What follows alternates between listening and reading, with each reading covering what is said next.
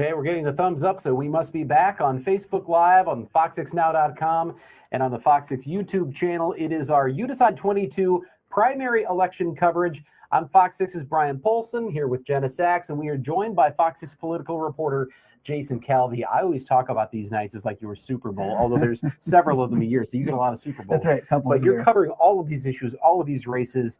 Tell me a little bit about kind of what stands out to you here on primary election night. Well, it really is anyone's race. I mean, the latest polls in the top level, the governor's race, they were neck and neck. We had the two Republicans, Clayfish and Michaels, neck and neck in two polls in a matter since the weekend. So we had Emerson College, and then we had another poll yesterday, and they both pretty much showed they were both in a dead heat for this nomination on the Republican side. Whoever wins that is going to face off against Tony Evers. This is going to be one of the key battleground states for the entire country. They're going to be watching what happens in Wisconsin when it's Evers versus one of these Republicans that you see on your screen here. You got Rebecca Clayfish, Tim Michaels, Tim Rampton as well is also running, and in the latest poll from Emerson College, he was getting about 7%, 7.5%. So he's still a formidable opponent here, and I think the big question is, are his voters going to vote for him tonight? Are they going to be loyal to him, or are they going to maybe go for one of the other ones? And what do you think the outcome of this particular primary race will tell us about the Republican Party in Wisconsin right now? Right, and it's a big question, I think, even for the future of the Republican Party nationwide. What role does Donald Trump play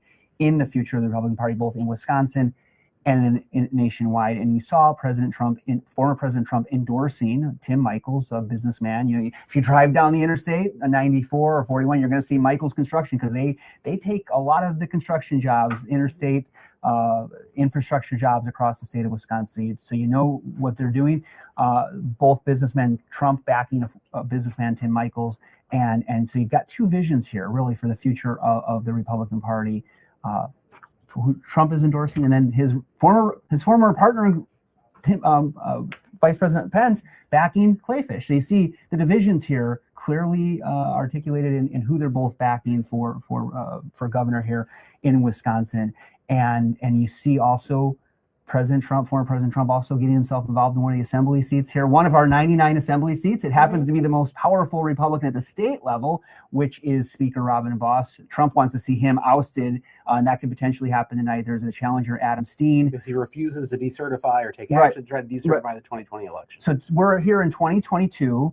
And a lot of this discussion from the former president goes back 2 years to what happened in 2020 in Wisconsin, and he wants to see Republicans. He's called Speaker Vos. He's urged him to take the action to what the common parlance is to decertify the election, which pretty much means to take back the electors that went for Joe Biden. But the legal scholars, constitutional scholars, the assembly, this legislative council, they all say that's absolutely impossible. You cannot take back what's already been confirmed and ratified in Congress.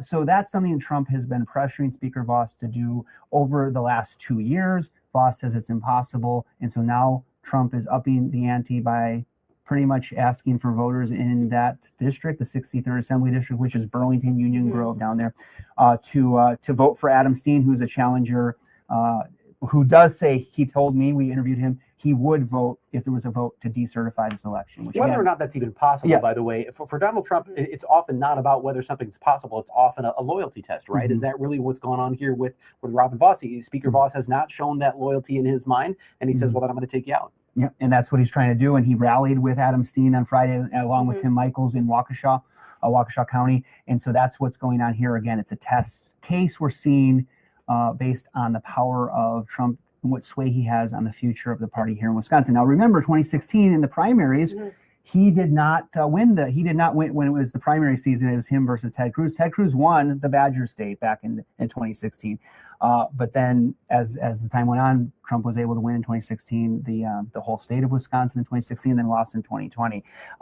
When we were looking at the Trump endorsement, he's very successful this year. When you look at the data, Ballotpedia, which is an online website, they keep track of how successful the Trump endorsements have been in 2022 primaries. And I get the number right there, Brian, 93%. The winning record here for the primaries in 2022, he's got 173 people that he endorsed for a primary in 2022, went on to win the primary, and only 14 of them have lost.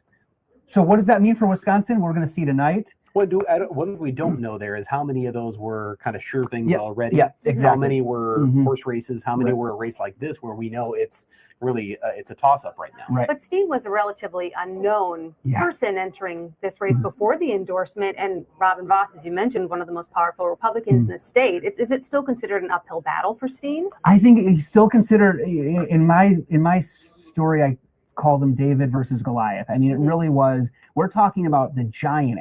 Speaker Vos is the giant of Wisconsin Assembly politics. He is the leader of the Republican Party here, and he's. Although Adam Steen's getting a big boost from a whole different giant, right? A whole nother boost. So it is an uphill battle. You know, Speaker Vos is the longest serving speaker in Wisconsin history. He's been elected in that district in Racine County for 18 years.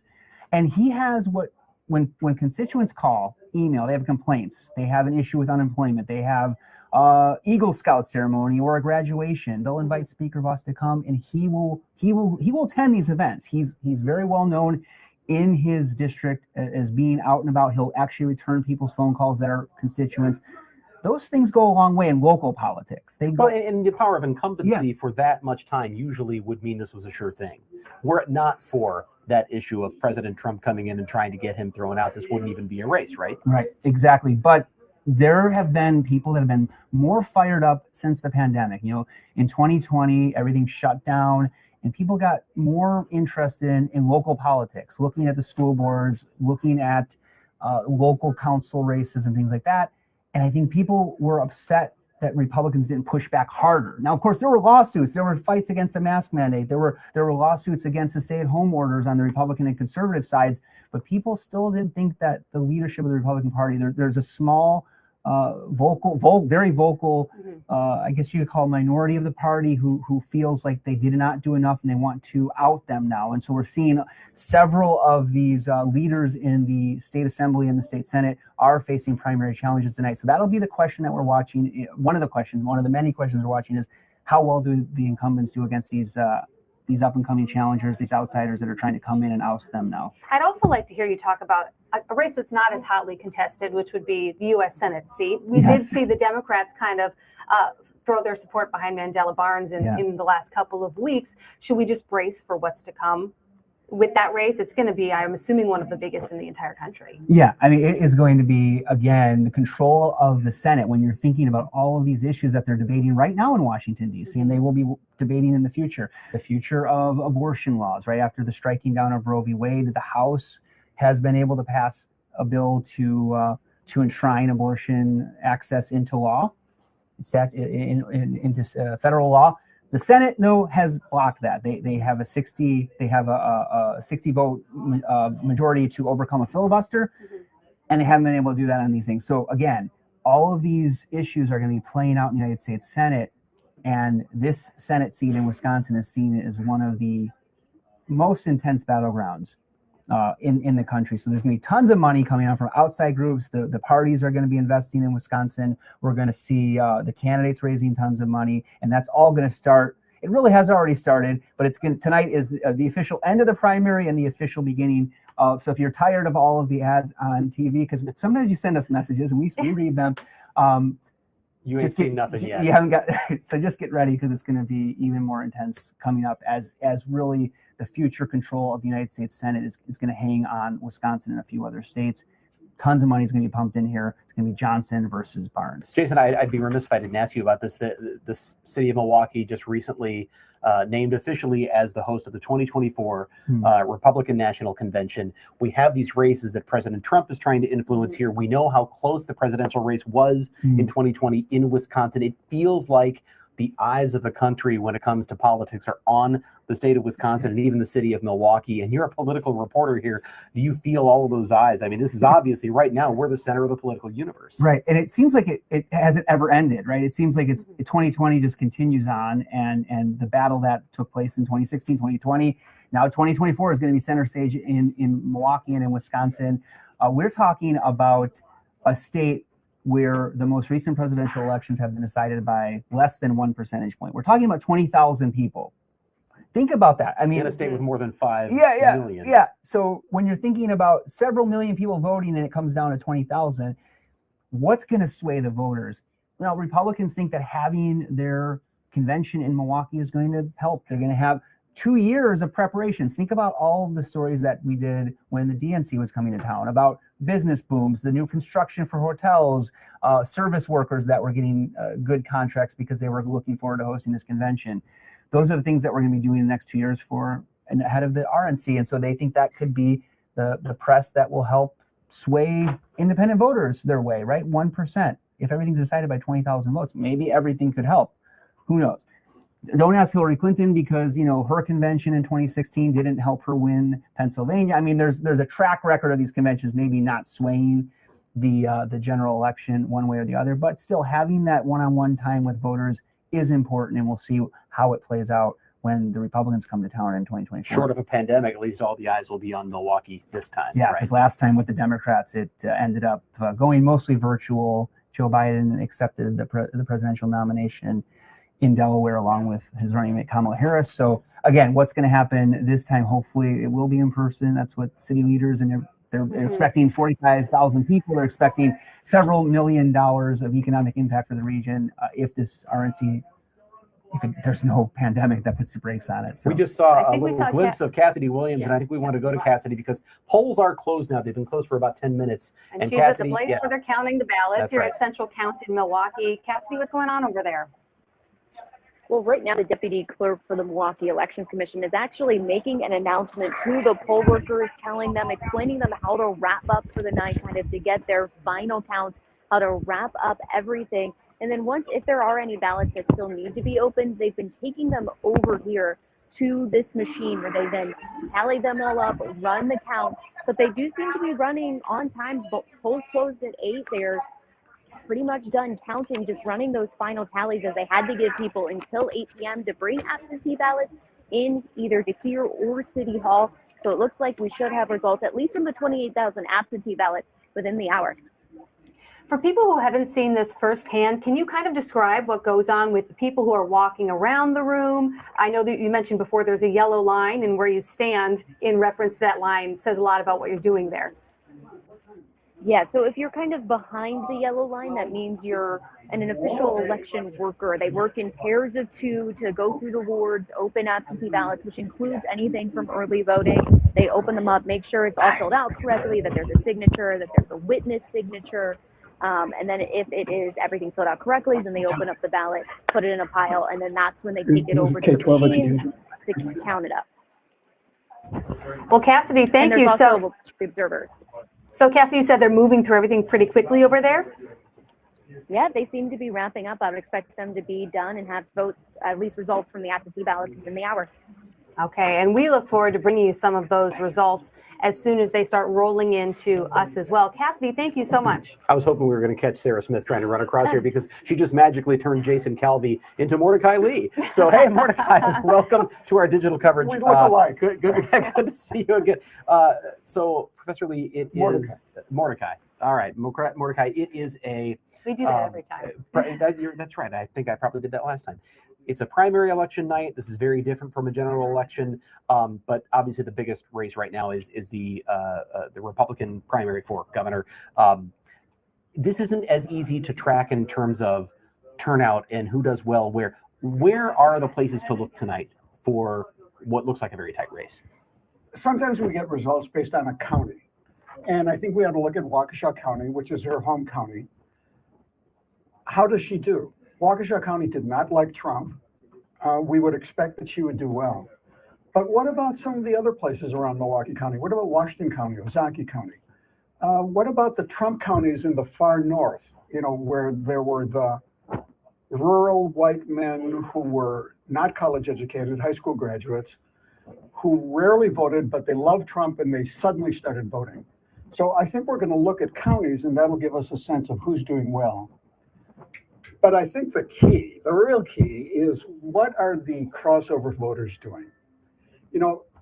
Up until the time that the Senate race on the Democratic side stopped being a race, there was going to be a pure Democratic primary and a pure Republican primary, in the sense of that Democrats wanted to vote in the U.S. Senate race and Republicans wanted to vote in the gubernatorial race. But now that it's no longer, thank you. now that it's no longer a race on the Democratic side and everybody can cross over, who are they voting for? No, I'm Who do not. they think Governor Evers has a stronger chance to beat? That's true for the people who are strong partisan Democrats. You know, there usually is a malicious crossover vote, sometimes Republicans in Dem primaries, sometimes Democrats in Republican primaries. But I think it's an urban myth that there are so many of them who do it on such a conspiracy basis that it really will tip an election. I think we have to remember that about a third of Wisconsinites have very weak partisan identification. You know, my mom was a Republican, my dad was a Democrat, sometimes I vote Republican, sometimes I vote Democratic. And so for them to say, what's the point of voting in the Senate primary? I'm going to vote in the Republican primary. That's not a malicious thing. So you're saying that just because there's no race on the Democratic side, they want to be involved in a race? They want to be where the action is. They want their vote to be important and they want their vote to count. And so this might be a cliffhanger tonight. Certainly based on the public opinion polls, we think that the two front runners are neck and neck. Mm-hmm. And so somebody in Wisconsin says, hey, if all it takes is going to be, let's say, 10,000 votes to designate who's going to be the gubernatorial nominee, I want one of those 6, 10, 20,000 votes to be mine. I think a lot of people thought that Rebecca Clayfish was the clear front runner for quite a while. And then we had Michaels come in and get that key endorsement from Donald Trump. Do you think the outcome is going to tell us a great deal about the Republican Party in Wisconsin? You know, I think she was expecting for so long to be unopposed that when Nicholson got in the race, she sort of lost her balance. There were a couple of weeks there where she wasn't quite in her stride. But then Michaels gets in, Nicholson drops out, Ramthun is in. I think in the last month, she's really gotten her breath back in terms of how to position herself politically and how not to sort of stutter and stammer through this unexpected situation. I think this is just fascinating politics in terms of what happened. I mean, if 6 months ago, when we were sitting here during the April election, we had suggested that this would be the scenario. 6 months later, we would have all thought this was just unbelievable. It's true that President Trump has a base, but that base, generally speaking, vote in presidential elections. What's a presidential election in Wisconsin? 60 turnout, 70% turnout, 80% turnout. In other words, you've got the marginal voters, those high school graduates, who don't have a propensity to vote, but they love Donald Trump. Now, the question tonight is, are they going to vote in a partisan primary where there's a 25% turnout and the president isn't on the ballot? And I think you're right to focus on the fact that Michaels was endorsed by the president. He just came out of nowhere. I mean, now we've learned what it takes to be a serious candidate in Republican Wisconsin politics. $12 million and an endorsement by President Trump, because 90 days ago, he was at nowhere. There aren't many candidates that can come in that late and have that kind of a war chest, but obviously when it's self-funded, that makes a big difference. One of my questions is, Tim Ramthun, what role does he play here? Because he's not a less than 1% candidate. He's got, 7%, something like that. What does he do to what is otherwise a real horse race between Clayfish and Michaels? You know, there are theories that tonight he could be sort of the spoiler. He could be the one who throws the election to somebody else. I'm guessing that what is going to happen to the voters when they went to the ballot box today is what always happens when there's a third-party candidate, whether we're talking about presidential, gubernatorial, or primary. They say, my heart is with so-and-so, but I know so-and-so isn't going to win. Why would I throw my vote away? I've got to vote for the second best. I'll hold my nose and vote for the second best. Now, I think Ramthun will do reasonably well.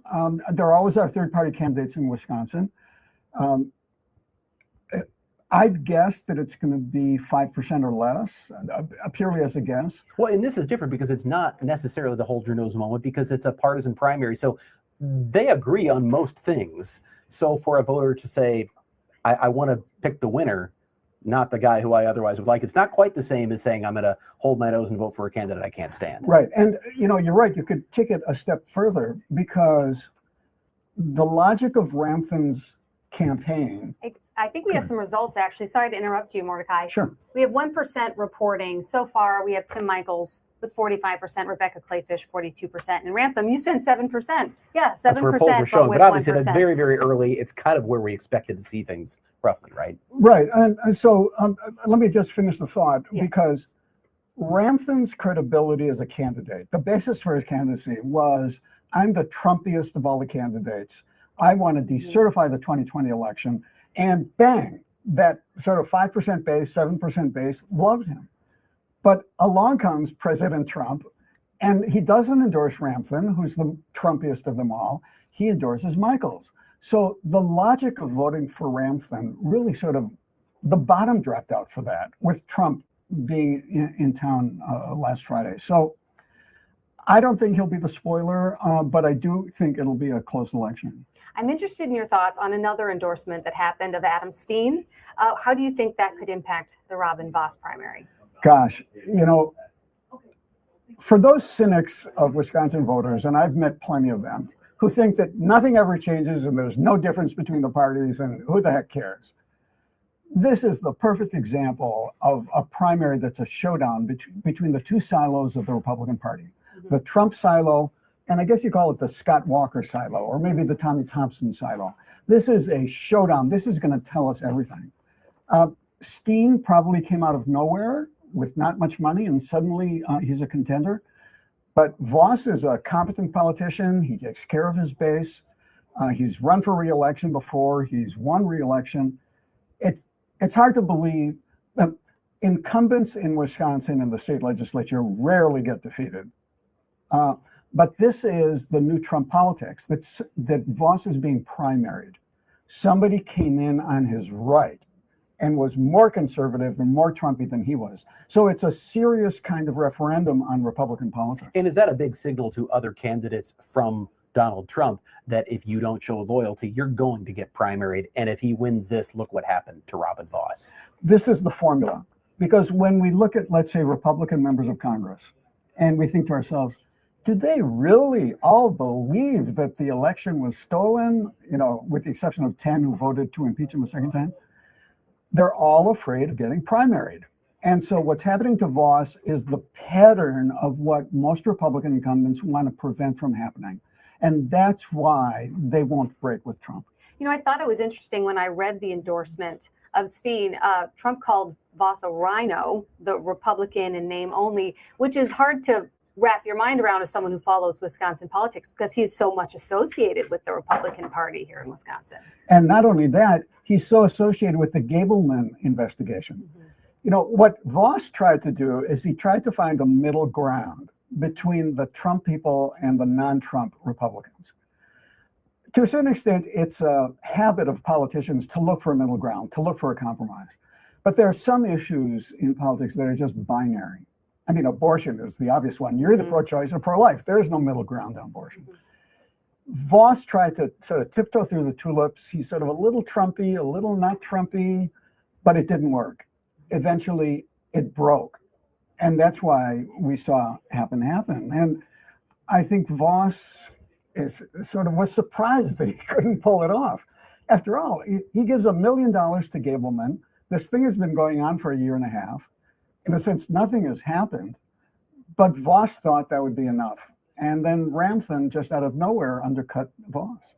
So other than these two races, governor and then that assembly seat, is there anything else tonight that you're really watching closely, keeping your eye on? I think it's really important to look at the Secretary of State primaries. And the reason is that if the Republicans retain the majority in the legislature, they have vowed to eliminate the Wisconsin Election Commission. They don't like a 3-3 body. There's a possibility that we'll go back to where Wisconsin was in the 1960s, when the Secretary of State, Robert Zimmerman, was in charge of elections. And he was a Republican, was elected sort of for a lifetime of years as Secretary of State, but not particularly partisan.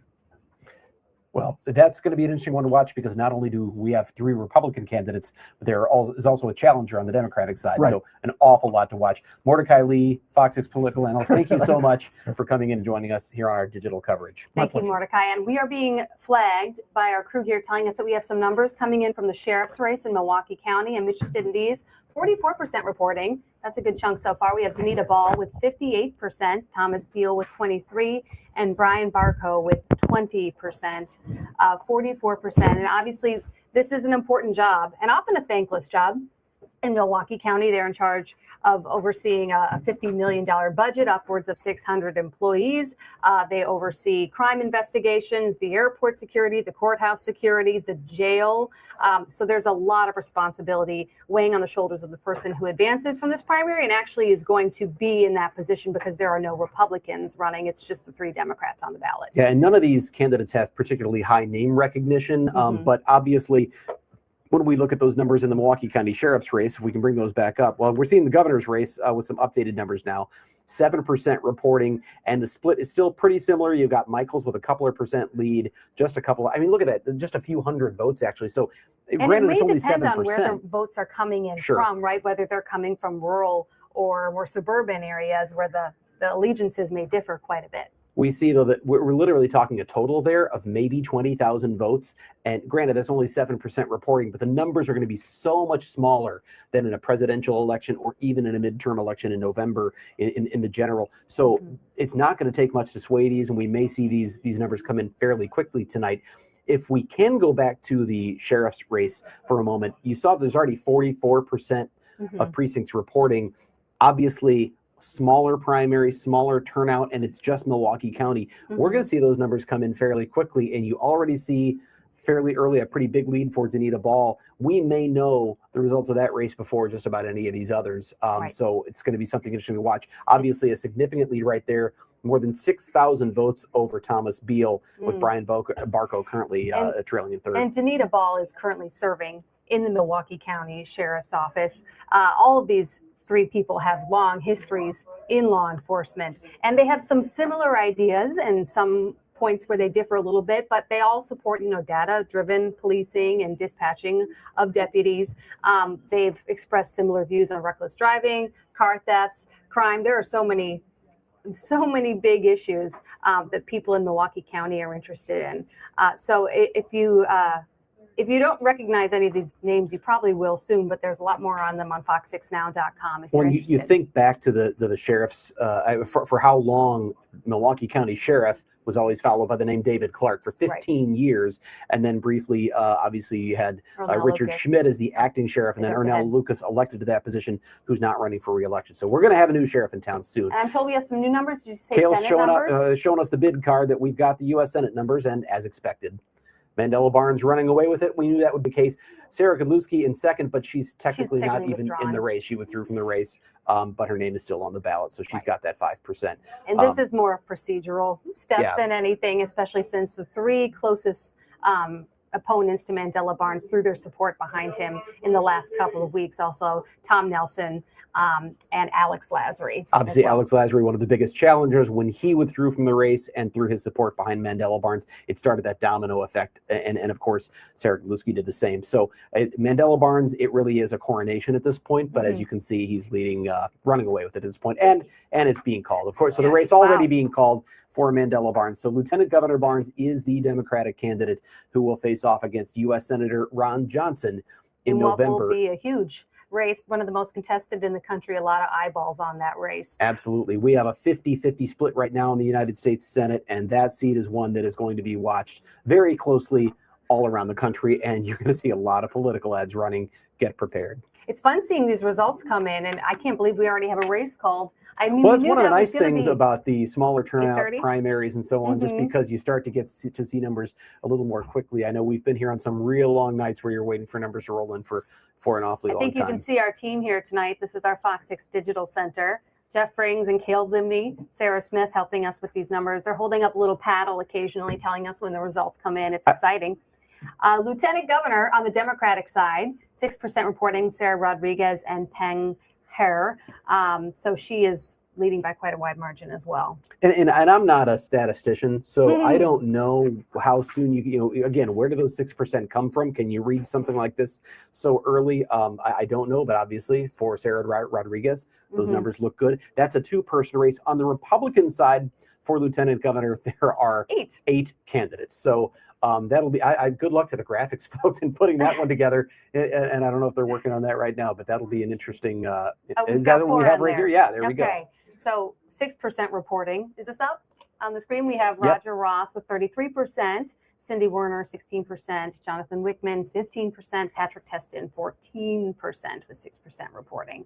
But again, not much separating those candidates. Is there a second page on that one? There is. So a second page is good. That's, I mean, boy, I can barely even read that because there's so many of them. But you know what's interesting? Look at those splits. I mean, the leading vote getter has 4,000, and the next couple are all in the thousands. There are actually 5 candidates that are in 4 figures there. Nobody really running away with it. Roger Roth with an early lead. So Roger Roth, a state senator from the Fox Valley, Appleton area. He's also an Iraq war veteran, and he was elected to the assembly in 2006 and became a state senator around 2014. So he did have some name recognition going into that as well. And that's going to help in a race like this with not a lot of turnout and a lot of opponents. I mean, look at that. Even the number 8 candidate right now has 445 votes, 4%. That's the 8th candidate on the list. So quite a spread in the GOP primary for lieutenant governor. We've talked about the fact that lieutenant governor is a role where there's not a lot of real formal duties. Probably the greatest duty is just you're the one who steps in if something happens to the governor or they're unable to perform their duties.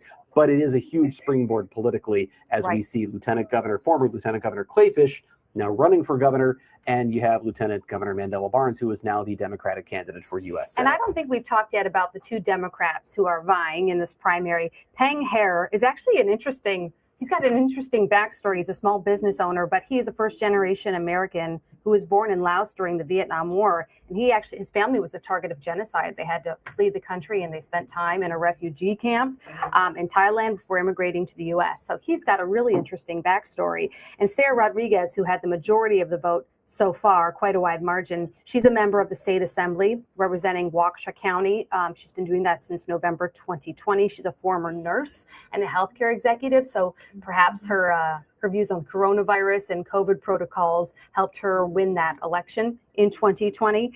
She's got a degree in neuroscience, and she co-sponsored legislation to repeal Wisconsin's 1849 law criminalizing abortion. So that's an issue we've discussed. So now Kale is once again holding up the bid card, which suggests to me that we may have an update on the governor's race.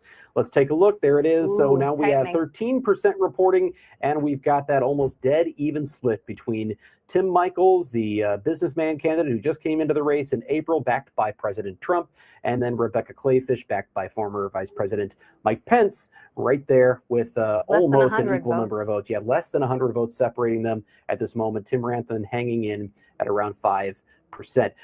Ted Perry, I always ask him before we do these things if he has a little nugget of information. I said, I don't want to steal it from you.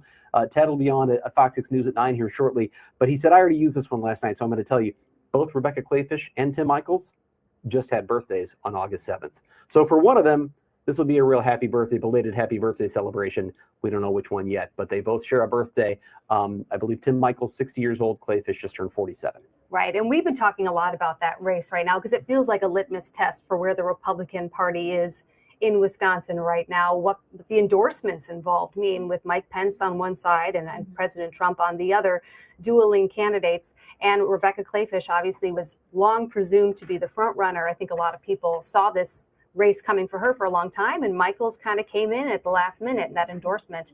We'll see if it's enough for him tonight, but he's the head of the Michels Corporation, one of the owners over there. I thought it was interesting when Mordecai brought up the fact that it was Kevin Nicholson coming into the race that first sort of threw her off balance in his opinion, but then it's Tim Michels who comes in almost with the right hook as the candidate with all of the money, and then with President Trump's endorsement, and obviously really shook up this race. And since then, it's been interesting to watch a lot of Wisconsin Republicans, talk radio hosts, others that are very vocal about Republican politics in Wisconsin who've really sat on the sidelines and not been willing to jump in and endorse one candidate or the other. I think because this is such a close race, and no one wants to back the losing candidate, right? They want to be behind the winner. And so a lot of big voices in Wisconsin Republican politics have stayed on the sidelines for this one. They might have thrown out some opinions, but they've kind of hedged their bets a little bit. And as we see the numbers coming in right now, voters are doing the same. And I would say one person who hasn't stepped out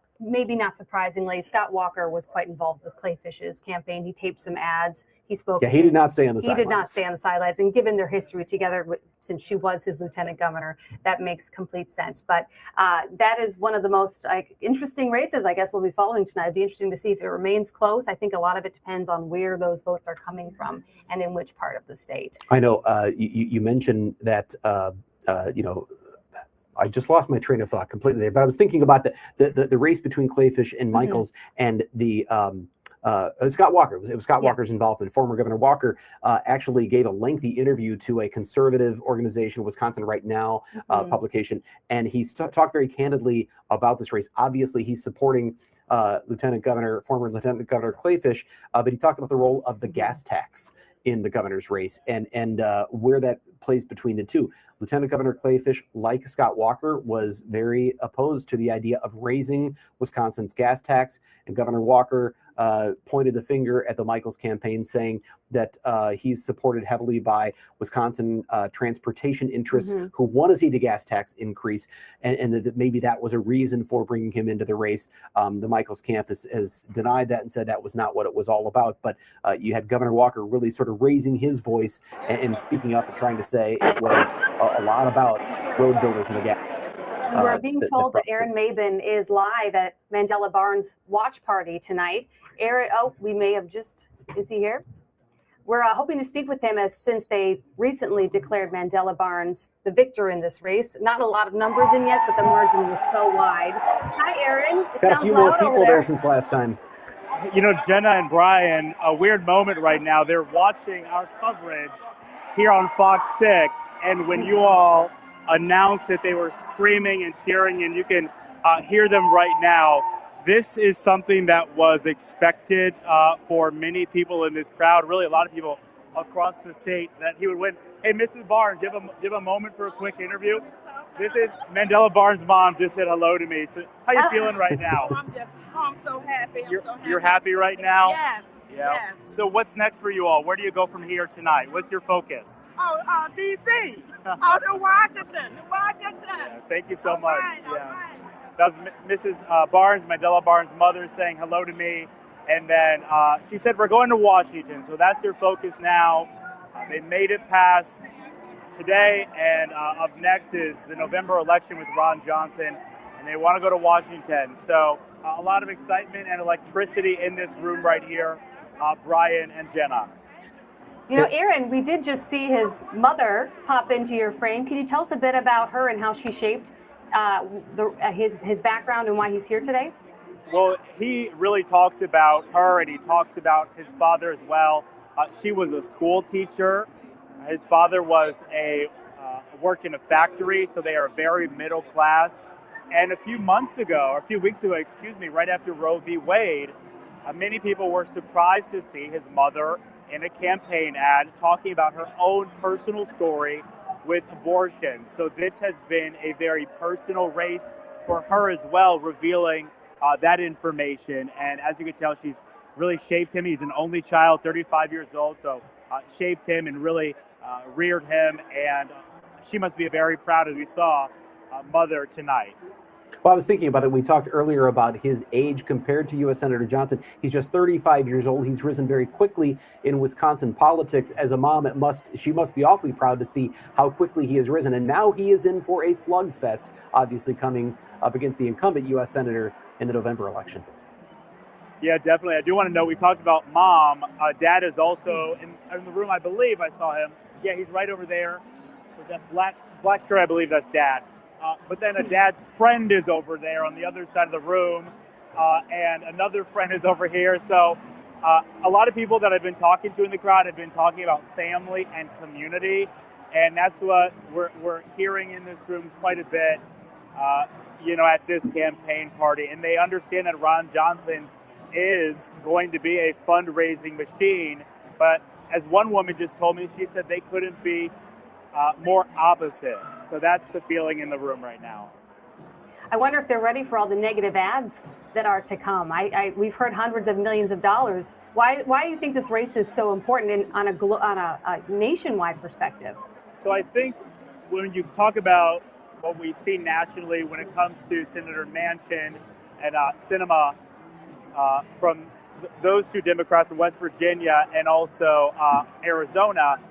What the Democrats want is more Democrats in the party. So the focus is going to be this race. So we've seen Cory Booker and Elizabeth Warren and a lot of big hitters with the Democratic Party coming here and backing Mandela Barnes because they know how key this is for the Senate and for Congress for time to come to. So I'm just kind of keeping my eye on the door over here. Hey, I just want to walk you all around really fast because I'm just kind of keeping my eye over here. And I believe he's going to be coming out of this door at any moment. So I just don't want to miss that. And on the stages, he'll take that path up there. So I just kind of keeping my eye over here. Aaron, I'm curious, just until a couple of weeks ago or not long ago, we would have thought this was going to be a long night in terms of this Democratic primary for U.S. Senator. Have you seen here, since candidates dropped out and threw their support behind Lieutenant Governor Barnes, have you seen at this party any of the Lasry supporters, any of Godlewski supporters, or people who might have said, I was considering voting for one of them, but now I'm here throwing my support behind Lieutenant Governor Barnes? When talking to people, Brian, it seems like the crowd here right now have been Mandela Barnes supporters for a long time. I don't see anyone who I've seen at Lasry or Godlewski events here right now. And I don't see those candidates here either. So, as the night goes on, I'll continue to talk to people and I'll ask them, hey, was Mandela Barnes the person you wanted from the beginning, or was he someone you backed after those other candidates dropped out? That's something I'll continue to ask throughout the night, Brian. I bet you'd be hard to press to find anybody there tonight if it was true, who's going to tell you that. But yeah, right. It's certainly a coronation tonight for Mandela Barnes, now the Democratic candidate for U.S. Senate against Ron Johnson. Let us know if you see him come in the room. Aaron, we'll do. Thanks for making all this time for us tonight. I know those election night parties can be very busy and chaotic, and you have to prepare for 9 and 10 o'clock as well. So thank you. No problem. Happy to do it. Have a good one tonight. Have a good one. You too. All right, so that's the first result we really have tonight, but numbers are coming. But it was expected. It was expected. Obviously, we knew that after the main competitors withdrew, at least informally withdrew from the race and threw their support behind Mandela Barnes. And as a wrap, other races we've been watching tonight, the Milwaukee County Sheriff's race, 3 Democrats on the ballot. Obviously, whoever wins that race will be the sheriff because there's no Republican opposing them. In November, we're also paying attention to Lieutenant Governor, the U.S. Senate race, Robin Voss's race, even Attorney General and Secretary of State. So there's quite a few interesting races to follow. We've got some updated sheriff numbers, and they look pretty similar to last time. We're up to 79% of precincts reporting in Milwaukee County, and Danita Ball still has a pretty hefty lead, 22,088 votes, 55% of the vote. The next closest challenger is Thomas Beal with a little over 9,000 votes. And Brian Barco right there neck and neck with Thomas Beal, but second place doesn't do you any good in this one.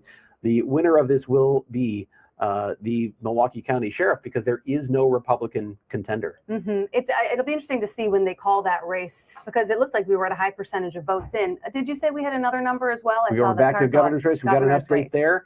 Tim Michael surging out to another lead, 48% to 44% right now, 27% reporting. So a long way to go. But he has occasionally been up a little. The last update we got, they were neck and neck. I mean, the Wisconsin Election Commission was very careful to point out, as numbers come in throughout the night, it doesn't necessarily mean much because there will be some ups and downs. It depends on where things come in from. So you can't read in too much into this, but obviously the candidates are watching this closely. A 5,000 vote lead in November would be absolutely nothing. A 5,000 vote lead right now, a little more significant, but there's still a long way to go. And really not surprising that that race is as tight as it is because we knew it was going to be. All the polling showed that they were within the statistical margin of error within each other. So I think that one could be the one we're watching for a bit. Maybe we'll see one candidate pull away at some point when these votes come in from a particular area. Well, that's what's interesting to me is in November, or in a presidential election year or something like that, you might know that, well, we're still waiting for Milwaukee to come in. And we know that's going to skew toward the Democratic candidate. We don't know tonight exactly where these votes are coming in from and what might be a big swing for one candidate or another. I have heard that Clayfish has more support among those suburban voters. Well, Michaels has more support support among the rural. And how So well she does in the suburbs against Michaels would be a big barometer as far as how well tonight is going to go for her. So is she doing well in the Wow counties where, that would be Waukesha, Ozaukee, and Washington counties versus some of the outstate. This is our first look at Attorney General here, and we see, again, a fairly close race. Fond du Lac County District Attorney Eric Toney with a lead right now, 43% of the vote. Adam Jarko in second place. And this individual will take on our current Attorney General Josh Kaul in November. And all three of those individuals have very different views on topics like abortion and voting rights. So that position actually has quite a bit of power. If you're wondering who might have a lot of influence over particular issues that people care about that drive them to the polls, the Attorney General's race is very interesting. Well, and in that race, all three of those candidates have backing from at least one group that is in some way or another pro-life and wants abortion to remain illegal in Wisconsin. Of course, then you have the current Attorney General, Josh Kaul, who has said he will challenge the 19th century law that currently is essentially in force here in Wisconsin since the overturning of Roe v. Wade. So that's just one issue that affects the Attorney General's race, but it's obviously a big one. Right. And the GOP candidates have really worked to portray Kaul as weak on crime. And they talked about, they would also work to crack down on alleged voter fraud. So quite a few issues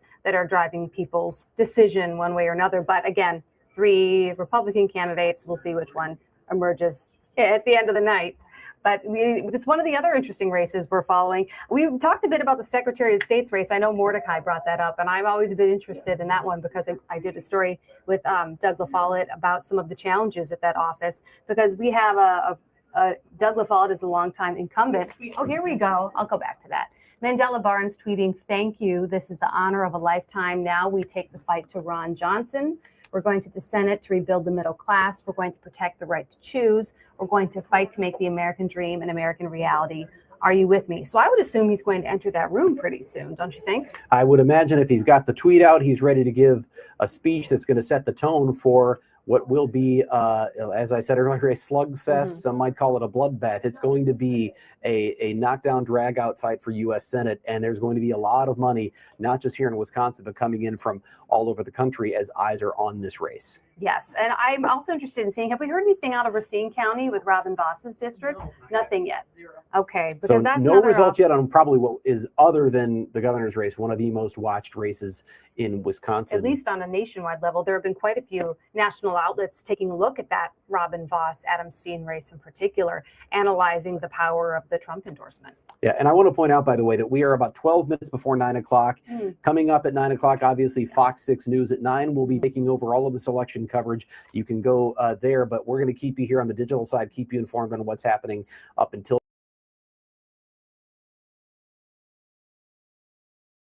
and represent us in the U.S. Senate.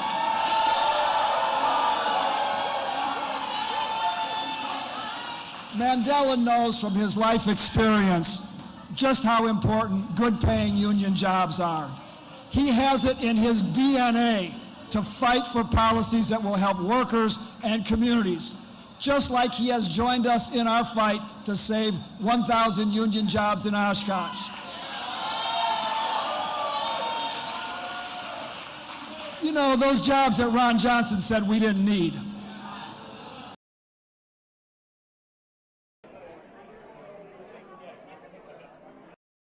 Fight I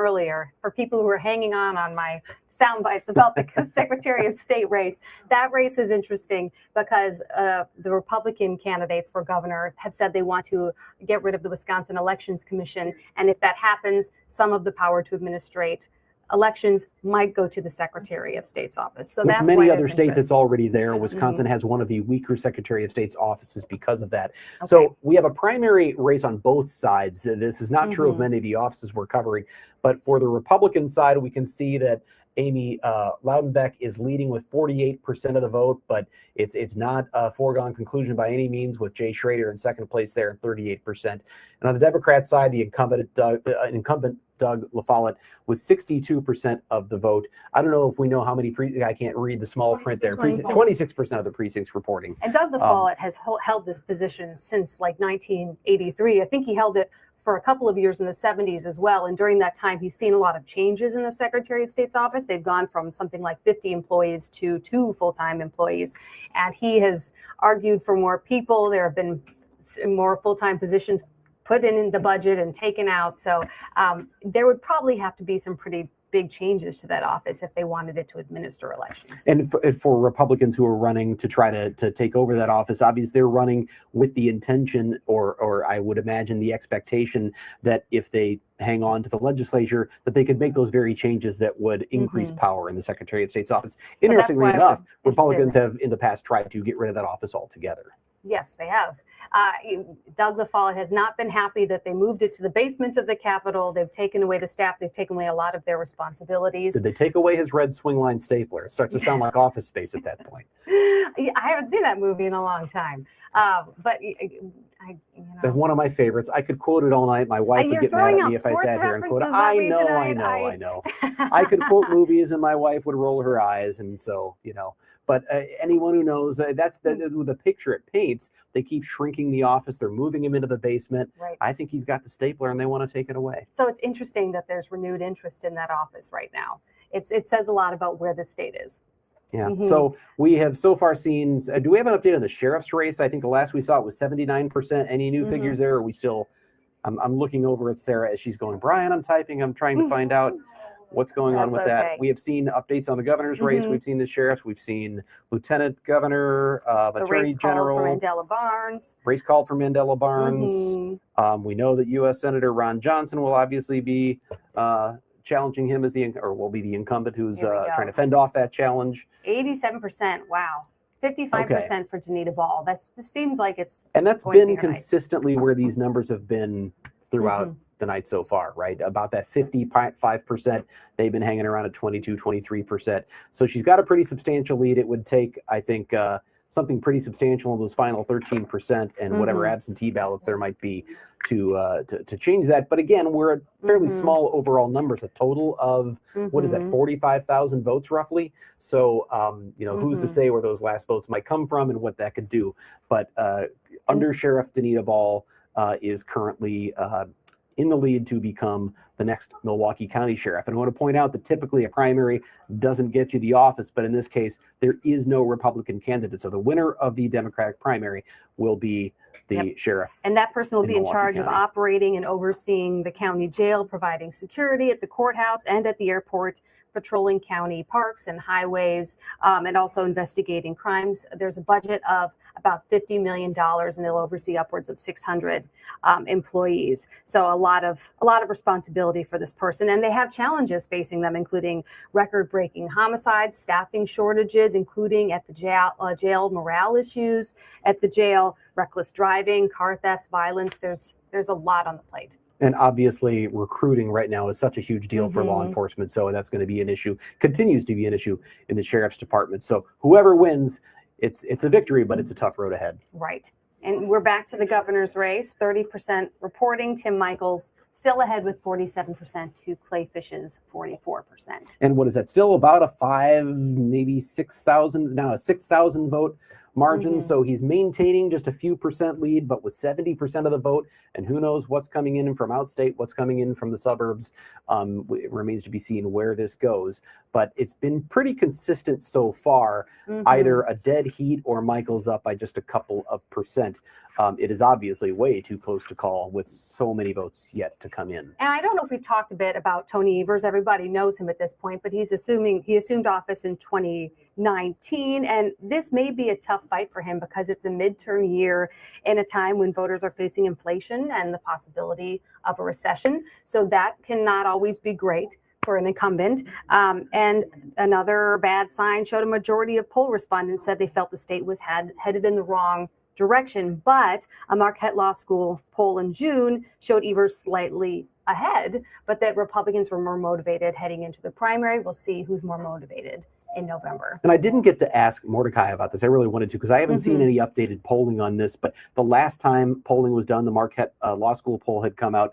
It indicated that between the two leading Republican gubernatorial candidates, which one fared better in a potential race against Governor Evers, and it looked like actually Rebecca Clayfish had, they were both trailing in that Marquette Law School poll, Clayfish by a little bit less than Michaels, but that was still with Nicholson in the race. So we're getting a signal, 5 minutes. We got 5 minutes before we get to Fox 6 News at 9. A reminder that our digital coverage is going to take a rest, but we're going to send you over to Fox 6 News to watch the coverage from there as Looks like Tammy Baldwin. Tammy Baldwin speaking at the Barnes camp. Yep. So are we listening to her or just?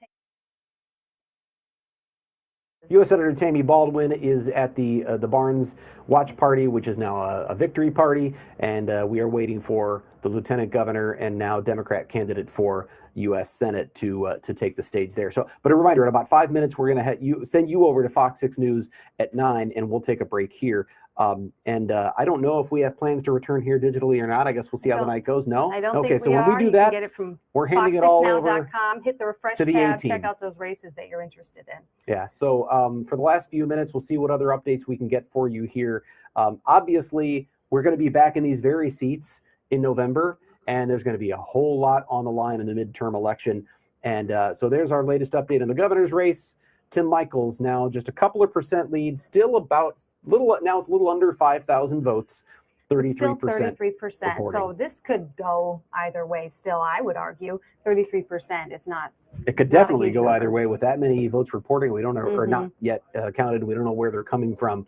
But as we expected, a close race for governor. The winner will take on Governor Tony Evers this November. And boy, are we going to see a lot of political ads between now and then. Right. Well, Governor Evers would say he is, this race matters for the Democrats because he is a guard against the Republicans who control the legislature. So he can stop efforts to restrict access to abortion, to overhaul how elections are run, and to loosen gun controls, which are big motivators for both political parties. So that's what's at stake here for both sides. And Republicans would say Evers hasn't done enough for the economy. He didn't respond forcefully enough to the incidents in Kenosha, the violent outbreaks that we saw there. So I think we're about to hear a lot about that in campaign ads as well. So Jenna, this is what, our third or fourth time doing one of these things? Yeah. And we're getting fancier each time with the setup that our crack team has put together here. If you look at all of that equipment, that's not there. That table is usually empty during the day. So this is all set up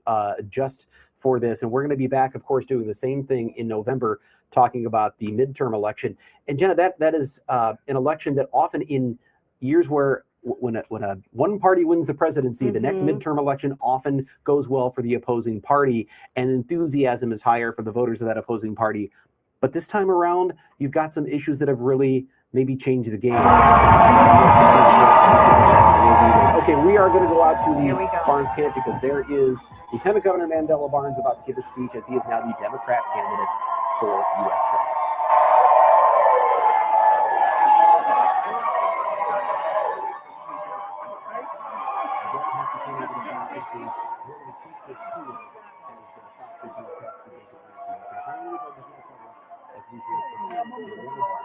Thank you all so much. Thank you from the bottom of my heart. Thank you, Milwaukee. Thank you, Wisconsin.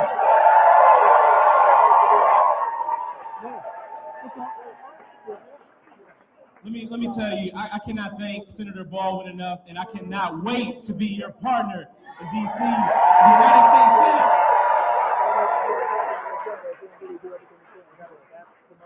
Now, I just got to say that this is only possible right here in Wisconsin, that the child of a third shift auto worker and a public school teacher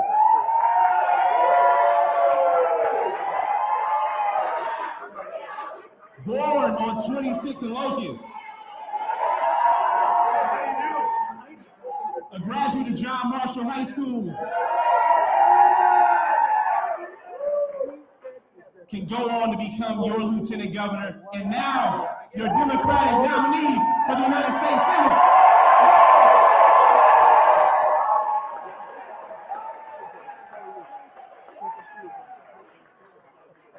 I just want everybody to take a look around this room and realize that we are more united than we have ever been before in this state. And I cannot tell you how grateful I am to be a part of this fight with you. Now, we've had some amazing candidates throughout this entire campaign. I have some friends in the race. I see Alex Lazar in the crowd. I just want to thank you so much. I want to thank you so much for your support, and I want to thank you for the work you did to highlight the issues that matter to working families across Wisconsin. Now, I do have to say that growing up, I didn't see a lot of politicians who looked like me or a lot of politicians who shared my experience. I also didn't see a lot of candidates who had the lived experience of being in the working class. And quite frankly, I still don't. Now, I don't fit the bill of what a normal politician should look like. But I've learned that is not a bad thing. That is a good thing.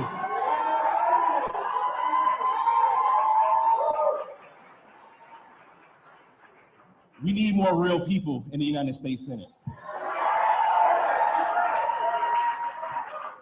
Because as you all know, the way that we'll change Washington is when we change the people we send to Washington. And I'm here to tell you that work starts today.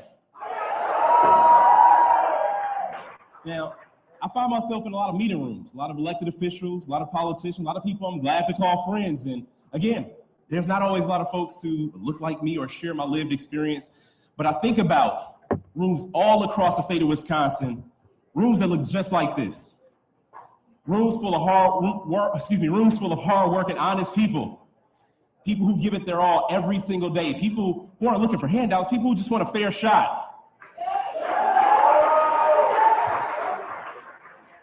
And that's why I'm so proud to still be in this fight for hard-working people, hard-working communities, just like this one, filled with the people who embody the spirit of Wisconsin, the spirit of forward. And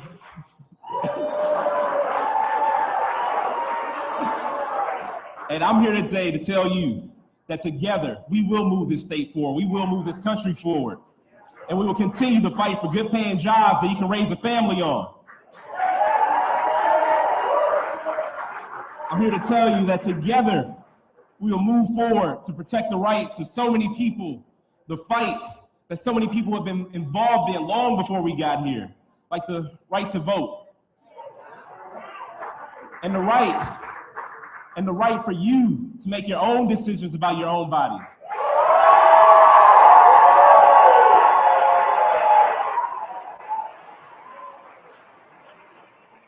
Together, arm in arm, we will all move forward together to ensure that every single person, regardless of their zip code, gets a fair shot at the American dream. And we will turn that American dream into American reality. Together, we will move forward, and we won't let anybody take us back.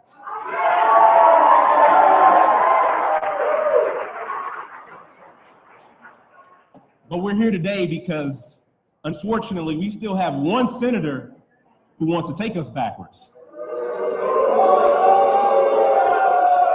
Now, we know that Ron Johnson may say a lot of crazy things, but the reality is what he's doing in Washington is no joke.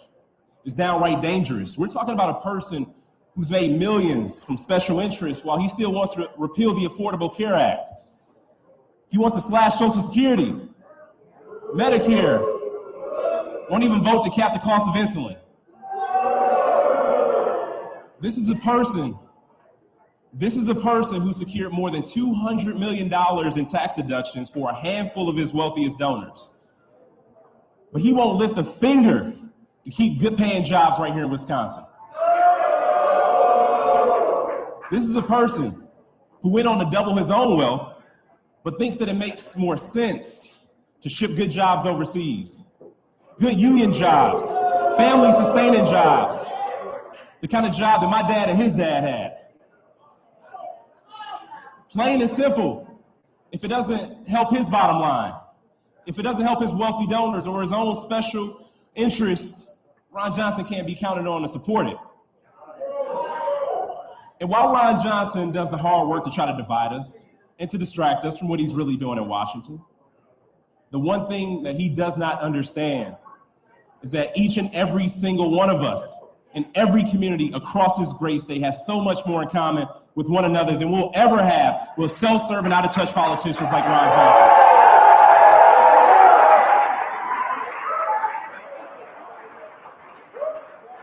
I'm here today to tell you that it's not about red or blue, left or right. It's about those who've been at the top and everybody else who's been left behind at the bottom. It is time for a change, everybody. It's time for us to be represented by people who actually share our experiences. I am the proud son of a middle-class union household.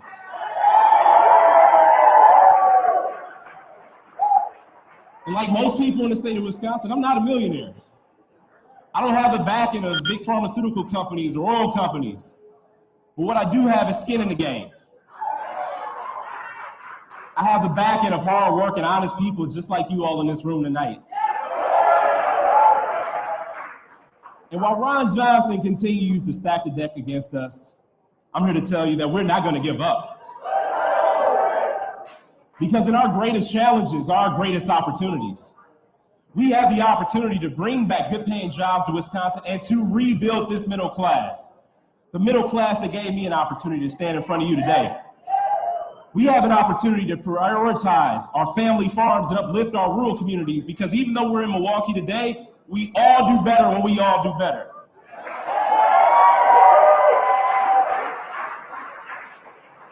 We have an opportunity to make sure that every child growing up in this state knows that opportunity is within reach. And let me let you in on a little secret. This is just the beginning.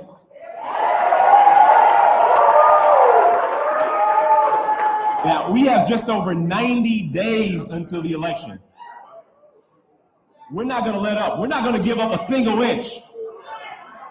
They want to distract us from Ron Johnson's failed record. They want to distract us from the fact that Republicans have done nothing to help out people in this room today, people like us. They turn their backs on every single one of us every step of the way. And that's why we're replacing Ron Johnson.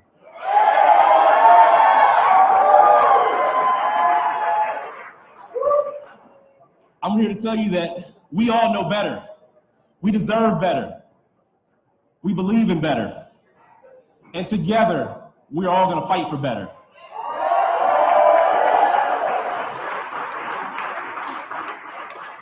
We are going to show up everywhere. We're going to leave no stone unturned. We're going to fight like hell. We're never going to give up. Let me tell you, we are going to fight for our future. And guess what? We're going to win.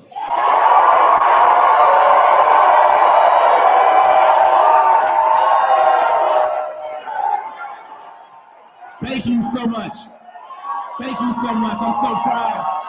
I'm so proud to be in this fight with you. Thank you, Wisconsin. Let's move forward together. Thank you so much. Thank you, everybody. That was Mandela Barnes celebrating his victory in the primary tonight, already stepping into the next stage of the campaign, launching some attacks on Ron Johnson for saying he was out of touch.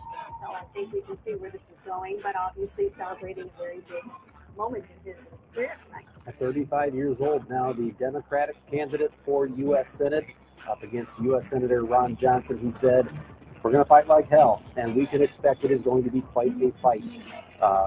With a lot of money put into this campaign, expect to see tons of political ads. That is going to wrap up our digital coverage here. Fox 6 News is already underway if you want to see what's going on there. My coffee mug right here says Open Record. Check out our podcast. It's a shameless plug. Thursday morning, we're going to be talking about all the election results from tonight. But thanks for joining us here at our digital coverage. We'll be back to do this again in November. Thank you to